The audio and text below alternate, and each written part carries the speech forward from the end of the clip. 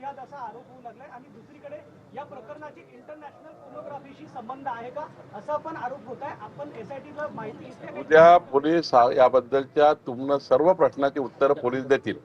आज फक्त मी आतापर्यंत पोलिसांनी काय कारवाई केली आणि पोलीस कुठल्या दिशेने कारवाई करतायत, सरकार म्हणून काही गोष्टी आम्हालाही माहिती असतात त्या आम्ही त्यांना विचारल्या. योग्य दिशेने पोलिसांचा तपास चालू आहे. अशा प्रकरणात जे जे हातखंडे वापरावे लागतात ते हातखंडे पोलीस वापरतात आहे. सर्व त्यांनी डिजिटल मीडियाचे प्लॅटफॉर्म त्यांच्याकडे आहेत. त्यानंतर त्यांनी सर्व मोबाईल आणि त्या ठिकाणी लॅपटॉप, हार्ड डिस्क हे सर्व ताब्यात पोलिसांचे आहे. त्याचा फॉरेन्सिक चालू आहे. त्यामुळे मला असं वाटतं की यामध्ये खूप काही प्रश्न उत्तर करण्यापेक्षा उद्या पोलिसांची प्रेस होईल, त्यामध्ये तुम्हाला अधिक कळेल. सर, आरोपीला कुठली जात नसते किंवा मग पीडित तरुणीलाही जात नाही. अल्पसंख्याक आयोग तुमच्या राज्य सरकारचा आहे. पॅरेखान म्हणतात की सर्व मुस्लिम मुली आहे, पण दुसरीकडे तुमचे जे भाजपचे नेते आहेत, नवनीत राणा असतील किंवा बोंडे यांनी सुरुवातीपासून म्हटलं की आमच्या मुली सर्व यामध्ये हिंदू मुली आहे आणि बुरखीवाली एकही नाही. कसं पाहताय आपल्याकडे? असं आहे, मी वारंवार सांगतो की मीडिया समोर स्टेटमेंट करणारे कोणी असो,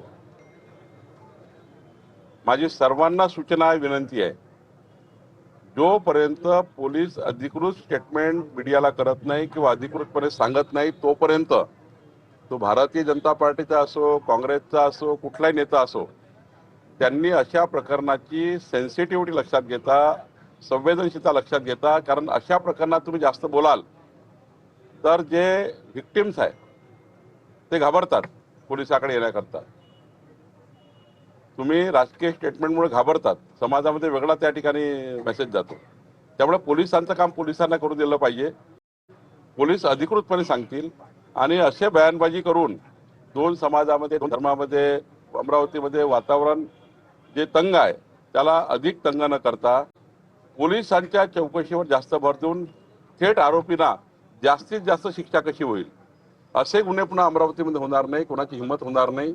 याकरता करावयाची कारवाई ही सरकार जे करताय किंवा आपण पोलीस करताय त्याबद्दल जास्त लक्ष दिला पाहिजे आणि कुठल्याही स्टेटमेंटनी इन्क्वायरीवर किंवा समाजामध्ये तेढ निर्माण होणार नाही याची काळजी सर्वांनी घेतली पाहिजे. मी सर्वांना पुन्हा आपल्या माध्यमातून विनंती करतो लोकप्रतिनिधींना की मोजून मापूनच बोललं पाहिजे अशा प्रकरणात आणि पोलिसांना हे दिलं पाहिजे. तुमच्यामुळं जे बयान द्यायला येणार आहे ते लोक घाबरू नये याची काळजी घेतली पाहिजे. सर, या सगळ्या मुली अल्पसंख्याक